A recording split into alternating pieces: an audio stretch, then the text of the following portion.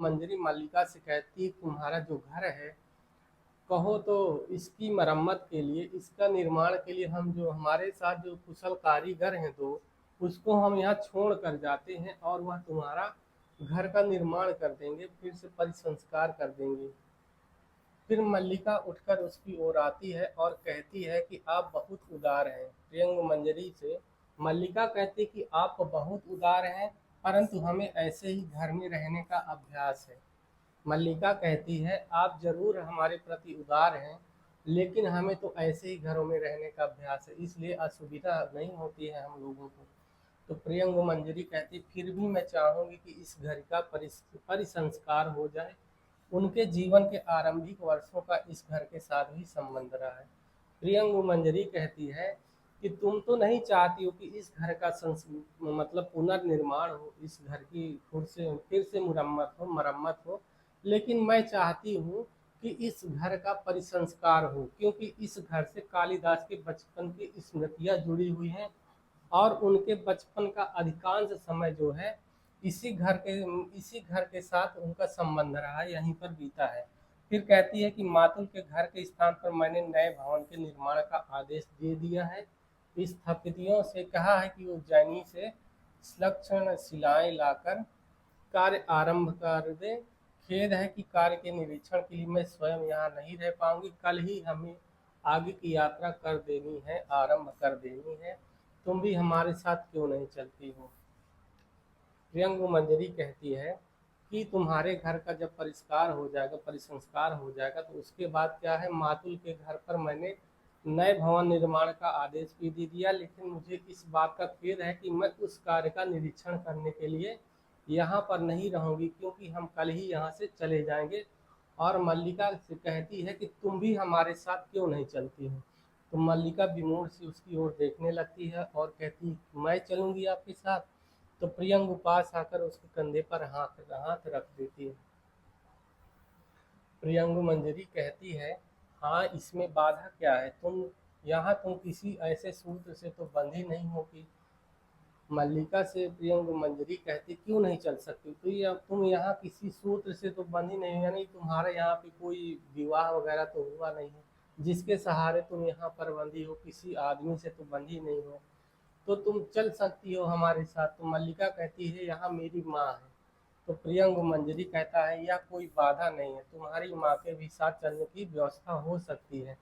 हमारे स्थपति इस घर का परिसंस्कार करते रहेंगे, तुम वहाँ मेरे साथ मेरी संगनी के रूप में रहोगी। प्रियंग मंजरी कहती है कि इसमें कोई बाधा नहीं है, तुम्हारी माँ भी हमारे साथ चल सकती है, उनकी भी चलने की व्यवस्था हो जाएगी। और जब तक तुम्हारे घर का यहाँ पर परिसंस्कार होगा, पुनर्निर्माण होगा, तब तक तुम मेरे सहेली संगनी के रूप में वहाँ पर रहोगी।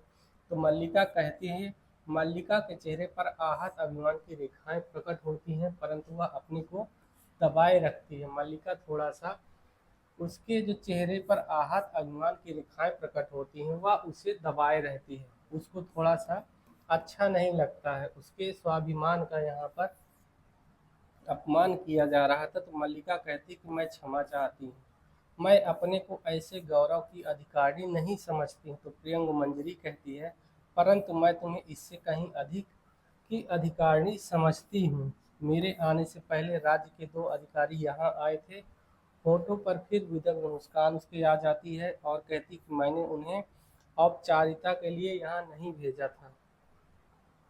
फिर मल्लिका कहती है कि उसका अर्थ समझने का प्रयत्न करती हुई अनिश्चित सी उसकी ओर देखती रहती। फिर मल्लिका कहती कि देखा है 2 लोग आए थे। तो प्रियंग मंजरी कहती, तुम उनमें से जिसे भी अपने योग्य समझो, उसी के साथ तुम्हारे विवाह का प्रबंध किया जा सकता है, दोनों योग्य अधिकारी हैं। प्रियंग मंजरी कहती है कि मैंने तुम्हारे यहाँ जो 2 अधिकारी भेजे थे, उनमें से तुम किसी एक को अपने योग्य चुन सकती हो और उनके विवाह करने का प्रस्ताव रख सकती हो, जो भी तुम्हें पसंद हो उससे तुम विवाह कर सकती हो। तो मल्लिका थोड़ा गुस्से में आ जाती, कहती है, देवी भोजपत्रों को वक्ष से सटाए कुछ पग आसन की ओर हट जाती है और प्रियंग मंजरी उसे सीधी दृष्टि से देखती हुई धीरे धीरे उसके पास चली जाती है। प्रियंग मंजरी कहती है, संभवतः तुम दोनों में से किसी को भी अपने योग्य नहीं समझती हो, परंतु राज्य में यही दो ही नहीं हैं, और भी अनेक अधिकारी हैं। तुम मेरे साथ चलो, जिससे भी चाहोगी उससे तुम्हारा विवाह कर दिया जाएगा। मल्लिका से प्रियंग मंजरी कहती है कि तुम यही दो अधिकारी नहीं, तुम हमारे साथ चलो, और जिससे भी चाहोगी अन्य अधिकारी जो भी हैं हमारे राज्य में, उनसे मैं तुम्हारा विवाह करा दूंगी। तो मल्लिका क्या करती है, आसन पर बैठ जाती है और रूंधे आवेश से अपना होंठ काट लेती है। फिर कहती है कि इस विषय की चर्चा छोड़ दीजिए। मल्लिका को ये बातें अच्छी नहीं लगती हैं और कहते हैं कि इस विषय की चर्चा छोड़ दीजिए। फिर गला रुंध जाने से उसके शब्द स्पष्ट ध्वनित नहीं होते हैं। अंदर का द्वार खुलता है और अंबिका रोग और आवेश के कारण शिथिल और कांपती सी बाहर आकर जैसे अपने को सहेजने के लिए रुकती है। फिर प्रियंग मंजरी कहती कि क्यों तुम्हारे मन में कल्पना नहीं है कि तुम्हारा अपना घर परिवार हो। फिर मंजरी क्या करती है, मल्लिका को थोड़ा सा अपमानित करती है और उससे कहती है कि क्या तुम्हारे मन में कल्पना नहीं होती कि तुम्हारा भी अपना घर परिवार हो। प्रियंग मंजरी को खतरा बना रहता है कि कहीं जब तक मल्लिका का विवाह नहीं हो जाता है तो कालिदास का मन इसकी ओर लगा रहेगा और इसकी चिंता में उसका ध्यान मेरे ऊपर भी नहीं जाएगा। तो वह सोचती है कि मल्लिका का विवाह कहीं ऐसी जगह करा दिया जाए जो वहीं पर रहे और जिसके कारण कालिदास भी इसकी ओर से निश्चिंत हो जाएं। फिर अंबिका कहती है, नहीं, इसके मन में यह कल्पना नहीं है। प्रियंगु घूमकर उसकी ओर देखती है। मल्लिका अव्यवस्थित भाव से उठ खड़ी होती है। जब उसकी माँ कहती है कि इसके मन में यह कल्पना नहीं है कि इसका भी घर परिवार हो, तो प्रियंग मंजरी घूमकर अंबिका की ओर देखती है, जो उसकी माँ रहती है उसकी ओर देखती है, और मल्लिका अव्यवस्थित भाव से वहीं खड़ी रहती है। मल्लिका कहती है, माँ। अंबिका कहती है, इसके मन में यह कल्पना नहीं है क्योंकि यह भावना के स्तर पर जीती है। इसके लिए जीवन में भावना कुछ और ही चीज़ है। अंबिका कहती है कि इसके मन में यह कल्पना नहीं है क्योंकि यह भी भावना के स्तर पर जीते हैं। फिर उसकी सांसें फूल जाने से शब्द गले में ही अटक जाते हैं। मल्लिका हाथ के पृष्ठ आसन पर रख देती है और पास जाकर अंबिका को पीठ से सहारा देती है। तो मल्लिका कहती है, तुम उठ के आई हो माँ, तुम्हारा स्वास्थ्य ठीक नहीं है, चलो चलकर लेट रहो और आराम करो। उसे वापस अंदर ले जाना चाहती है, परंतु अंबिका उसका हाथ अपनी पीठ से हटा देती है। अंबिका कहती कि मैं किसी आने वाले से बात भी नहीं कर सकती क्या। दिन मास वर्ष मुझे घुटते हुए बीत गए हैं। मेरे लिए यह घर घर नहीं, एक काल गुफा है जिसमें मैं हर समय बंद रहती हूँ, और तुम चाहती हूँ मैं किसी से बात भी ना करूँ। फिर चलने की चेष्टा में गिरने को हो जाती है, उसे वह संभाल लेती है। मल्लिका कहती, परंतु माँ, तुम तो स्वस्थ नहीं हो। मल्लिका कहती, तुम स्वस्थ नहीं हो। तो अंबिका कहती, तुम्हारी अपेक्षा मैं फिर भी अधिक स्वस्थ हूँ। यानी तुम्हारी जैसी अवस्था है उससे तो मैं बेहतर स्थिति हूँ। तुम्हारा तो सब कुछ खत्म हो चुका है, मेरा तो सिर्फ स्वास्थ्य ही थोड़ा सा बेकार है। तो प्रियंगु के पास जाकर उसे फिर सिर से पैर तक देखती है और कहती कि यह घर सदा से इस स्थिति में नहीं है। यह घर जो आज का घर दिखाई दे रहा है, यह सदैव से इस स्थिति में नहीं था। राजबधू, मेरे हाथ चलते थे तो मैं प्रतिदिन इसे लीपती पोतती बुहारती थी। यहाँ की हर वस्तु इस तरह गिरी टूटी नहीं थी, परंतु आज तो हम दोनों माँ बेटी भी यहाँ टूटी सी पड़ी रहती। यानी इस घर के साथ साथ हम माँ बेटी भी टूट चुकी हैं और यहाँ किसी तरह अपना जीवन गुजार रही है। सब इसलिए है कि शायद एक दिन कालिदास यहाँ पर आए, और इसी के इंतजार में मल्लिका भी टूटी सी पड़ी रहती है। फिर उसकी सांस फूल जाने से आगे नहीं बोल पाती, लेकिन प्रियंग मंजरी प्रकोष्ठ पर दृष्टि डालने के बहाने उसके पास से हट जाती है। प्रियंग मंजरी कहती, मैं देख रही हूँ इस घर की स्थिति अच्छी नहीं है। मल्लिका मेरे साथ चल सकती तो समस्या वैसे ही सुलझ जाती, परंतु अब होंठ काटती हुई सोचने के लिए वह क्षण भर रुकती है। फिर कहती है, प्रियंग मंजरी कहती है, मैं तो सोचती थी कि इस घर की स्थिति अच्छी हो जाए और मल्लिका हमारे साथ चले, लेकिन वह नहीं चलना चाहती है। तो समस्या वैसे ही अगर वह मेरे साथ चलती तो समस्या वैसे ही सुलझ जाती, परंतु अब क्या होगा पता नहीं। फिर क्षण भर रुकती है, फिर कहती है अभी जो कुछ संभव है मैं करके जाऊंगी। स्थपतियों से उनको आदेश दे जाऊंगा कि इस घर को गिराकर इसके स्थान पर एक नए घर का निर्माण कर दें। मल्लिका चिहुक जाती है, थोड़ा सा चिहुक गुस्से में आ जाती है। मल्लिका कहती है ऐसा मत कीजिए, मेरा घर जो बना है उसे बना रहने दीजिए। इस घर को गिराने का आदेश मत दीजिए, क्योंकि यही घर मेरे जीने का सहारा है। प्रियंगु मंजरी फिर भी सीधी दृष्टि से उसे देखती है। वह कहती है प्रियंगु मंजरी कि मैं तुम्हारी सुविधा के लिए ही कह रही थी। तुम्हें इसमें असुविधा है तो ठीक है, मैं अपना आदेश नहीं दूंगी, फिर भी चाहती हूँ कि तुम्हारे लिए कुछ ना कुछ तो कर ही सकूं। इस समय और नहीं रुक सकती हूँ, कल की यात्रा से पहले कई आवश्यक कार्य पूरे करने हैं। यूं तो इस समय भी अवकाश नहीं था, पर मैंने अपना आना आवश्यक समझा। हुई पर्वत शिखर की ओर घूमने गए थे, मैं उस बीच इधर चली आई। अच्छा।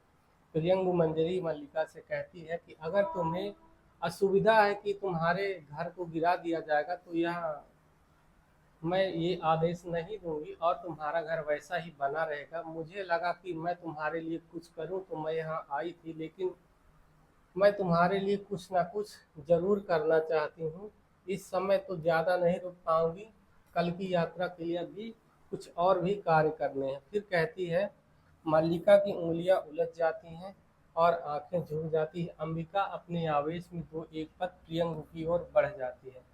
अंबिका कहती कि मैं तुमसे कुछ कहना चाहती हूँ। अंबिका कहती है कि मैं तुमसे कुछ कहना चाहती थी राजबधू, तुम्हें बताना चाहते कि ये हम लोग रुक जाती है। अंबिका मल्लिका से कहती है, अंबिका प्रियंगु मंजरी से कहती है कि राजबधू मैं तुमसे कुछ कहना चाहती हूँ, तुम्हें कुछ बताना चाहती थी कि हम लोग। फिर खांसने लगती है और शब्द खांसी में ही डूब जाते हैं।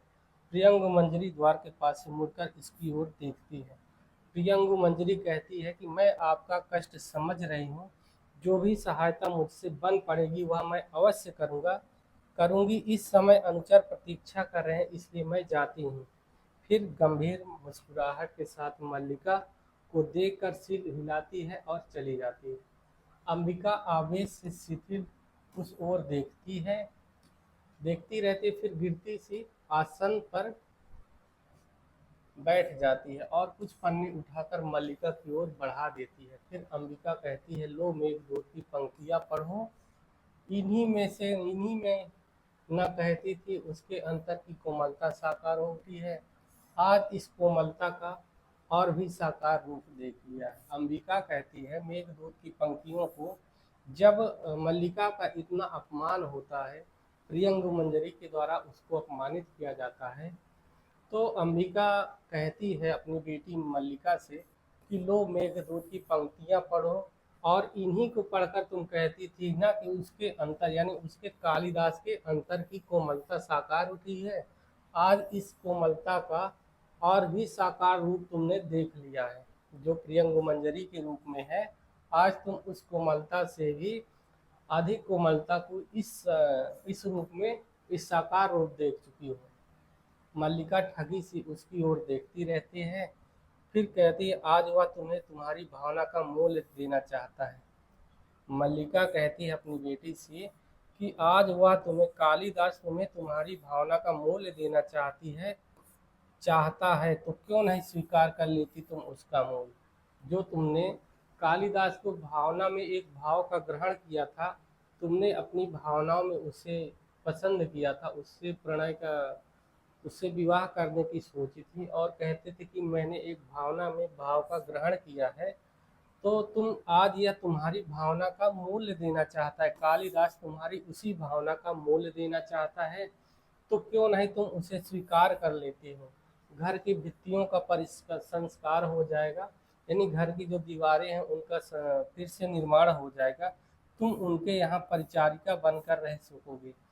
और अपनी बेटी से कहती है कि तुम कालिदास के घर में एक परिचारिका यानी नौकरानी के बनकर रह सकोगी, इससे बड़ा और क्या सौभाग्य तुम्हें चाहिए। मल्लिका अपनी बेटी से कहती है, तुमने ही कहा था कि कालिदास को मैंने अपनी भावना में ग्रहण किया है, और कहते थे कि मैं एक भाव में भावना का ग्रहण किया है, तो आज तुम्हें उसी भावना का मूल्य कालिदास दे रहा है कि तुम्हें अपनी परिचारिका बनाकर रखेगा और तुम्हारे घर का निर्माण करवा देगा। इससे बड़ा और सौभाग्य तुम्हें क्या चाहिए? मल्लिका कहती है, राजकन्या की अपनी जीवन दृष्टि है माँ, उसके लिए और कोई कैसे उत्तरदायी है? मल्लिका फिर भी नहीं मल्लिका अपनी माँ से कहती है कि इसमें कालिदास का कोई उत्तरदायित्व नहीं है, उनकी कोई दृष्टि नहीं है। यह सिर्फ राजकन्या की अपनी दृष्टि है जो उन्होंने मुझे कहा है। उसके लिए कालिदास उत्तरदायी कैसे हो सकते हैं? तो अंबिका कहती है, परंतु राजकन्या के यहाँ आने के लिए कौन उत्तरदायी है? यानी राजकन्या जो प्रियंग मंजरी यहाँ आई है, उसका उत्तरदायी कौन है? कालिदास ही के कारण तो वह यहाँ पर आई है। निसंदेह वह किसी की इच्छा के बिना यहाँ नहीं आई है। यानी कि अगर कालिदास की इच्छा नहीं होती तो वो यहाँ पर नहीं आती। राज्य के स्थापित से घर की भित्तियों का संस्कार कर देंगे, परिसंस्कार कर देंगे। आज वह शासक, यानी आज कालिदास शासक है, उसके पास पैसा है, संपत्ति है। उस शासन और संपत्ति का परिचय देने के लिए इससे अच्छा और क्या उपाय हो सकता था? यानी कि कालिदास के इशारे पर ही मल्लिका के घर प्रियंगु मंजरी आती है और उसी के कहने पर उसने यहाँ इस घर का निर्माण करने की बात कही और जो सुख सुविधाएं देने का प्रयास किया। जो आज कालिदास के पास, यानी वह शासक है और उसके पास संपत्ति भी है, तो उस शासन और संपत्ति का परिचय देने के लिए इससे अच्छा और क्या उपाय हो सकता है कि वह हमारे घर का परिसंस्कार करवा देगा। फिर मल्लिका कहती है कि परंतु माँ, अंबिका कहती, माँ कुछ नहीं जानती, कुछ नहीं समझती। माँ भावना की गहराई तक नहीं जाती, माँ माँ होती है। अंबिका अपनी बेटी से फिर कहती कि मैं कुछ नहीं जानती, माँ कुछ नहीं जानती है और ना ही कुछ समझती है। माँ तो केवल भावना की गहराई तक नहीं जाती है। मैं जो हूँ, माँ हूँ, वह भावना की गहराई तक नहीं जाती हूँ, मैं तो माँ हूँ। फिर खांस उठ आने से आगे नहीं बोल पाती, विलोम बाहर से आ जाता है। जब दोनों बात कर रहे होते हैं तब भी विलोम भी वहीं पर आ जाता है। विलोम कहता है, इस तरह क्षुब्ध क्यों हो रही हो अंबिका? आज तो सारा ग्राम तुम्हारे सौभाग्य पर तुमसे स्पर्धा कर रहा है। विलोम फिर गले में नमक को छिड़कने का प्रयास करता है, फिर अंबिका के गहरे घावों को कुरेदने का प्रयास करता है और कहता है, आज तो सारा ग्राम तुम्हारे सौभाग्य पर तुमसे स्पर्धा कर रहा है। अर्थपूर्ण दृष्टि से वह मल्लिका की ओर भी देखता है और मल्लिका आंखें बचाकर दूसरी ओर हट जाती है, क्योंकि अब मल्लिका उससे आंख मिलाने के योग्य भी नहीं रह जाती। वह उसका इतना अपमान होता है कि वह विलोम को आंख मिलाकर जवाब भी नहीं दे सकती है, तो वह वहां से हट जाती है। राजकीय पगडंडी घर में पड़ती है तो लोग गौरव का अनुभव करते हैं। ऐसा अवसर हर किसी के जीवन में कहाँ आता है? विलोम फिर से कहता है, फिर गले में नमक छिड़कता है और आग में घी डालने का काम करता है। कहता है कि राजकीय पगडंडी घर में पड़ती है तो गौरव का अनुभव करते हैं लोग। ऐसा अवसर हर किसी के जीवन में तो नहीं आता है। तो अंबिका कहती है, यह अवसर देखने के लिए ही तो मैंने आज तक का जीवन जिया है। यानी कि आज तक जो मैं जी रही हूँ, मर मर के जी रही हूँ, इसी अवसर के इंतजार में तो जी रही हूँ। इतना बड़ा सौभाग्य हमारे क्षुद्र जीवन में कहाँ समा सकता है? यानी हमारा जो छोटा सा जीवन है, क्षुद्र जीवन है, उसमें इतना बड़ा सौभाग्य कैसे समा सकता है? फिर उठ खड़ी होती है, फिर कहती, चलो मैं स्वयं चलकर सारे ग्राम में इस सौभाग्य की घोषणा करूंगी। हमारे वर्षों के अभाव और दुख कितना बड़ा फल लाए हैं कि राज्य के स्थापित हमारे घर की भित्तियों का परिसंस्कार कर देंगे। अंबिका भी आवेश में आ जाती है और कहती है कि चल, जो हमें सौभाग्य प्राप्त हुआ है तो चलो इस सौभाग्य की मैं पूरे ग्राम में घोषणा करती हूँ। और कहती है कि जो हमारा अभाव और दुख का जीवन था, उसका कितना बड़ा फल मिल गया है कि हमारे घर का निर्माण राज कर्मचारी करेंगे। फिर विनोम कहता है, बैठ जाओ अंबिका, आज ग्राम के पास तुम्हारी बात सुनने का अवकाश भी नहीं, क्योंकि आज कालिदास राजा बनकर आया है और उसकी पत्नी प्रियंग मंजरी आई हुई, तो आज तुम्हारी बात सुनने वाला कोई नहीं है। फिर टहलता हुआ झरोखे के पास चला जाता है।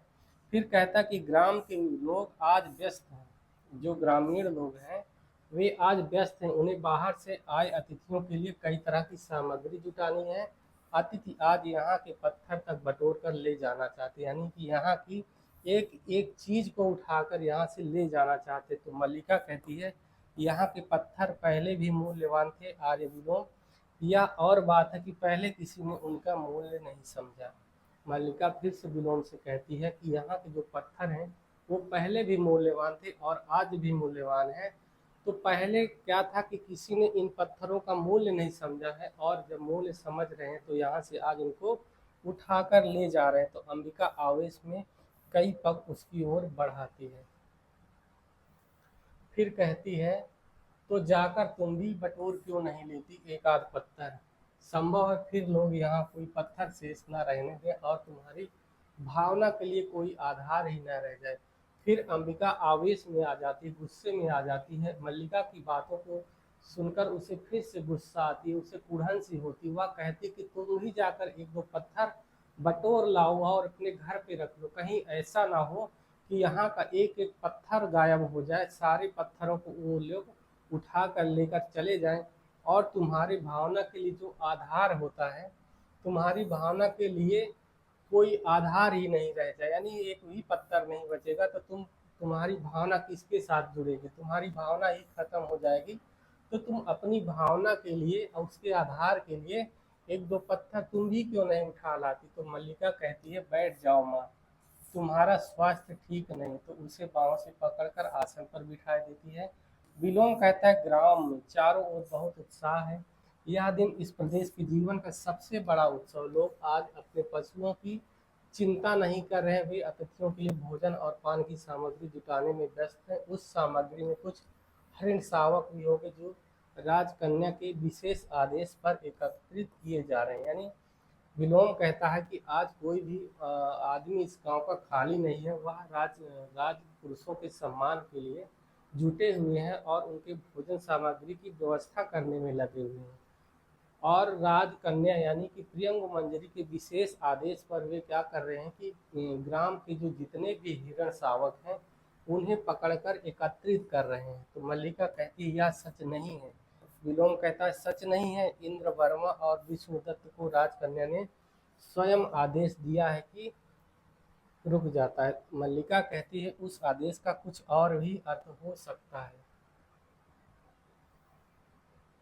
तो विलोम कहता है और अर्थ क्या, और अर्थ हो सकता है क्या? राजकन्या हरि शावकों से खेला करेंगी या उज्जैनी के कलाकार उनकी आकृतियां बनाएंगे।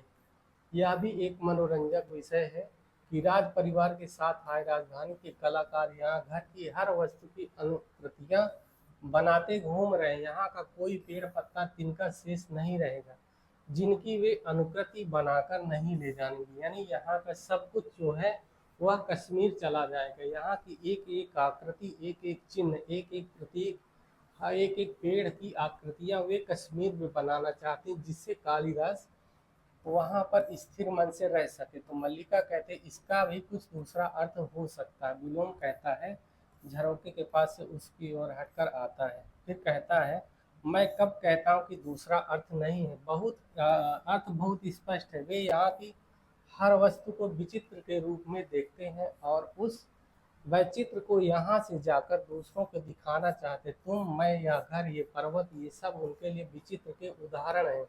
मैं तो उनकी सूक्ष्म और समर्थ दृष्टि की प्रशंसा करती हूँ। जो यहाँ वैचित्र नहीं वहाँ भी वे लोग वैचित्र देख लेते हैं। एक कलाकार को मैंने यहाँ की धूप में भी अपनी छाया की अनुकृति बनाते हुए देखा है।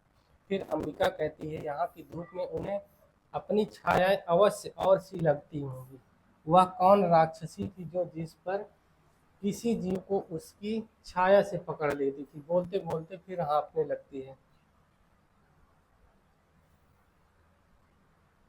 फिर कहती है कि मैं चाहती हूँ मैं ही वह राक्षसी होती जिससे तो आज मैं कुछ किसी को पकड़ लेती।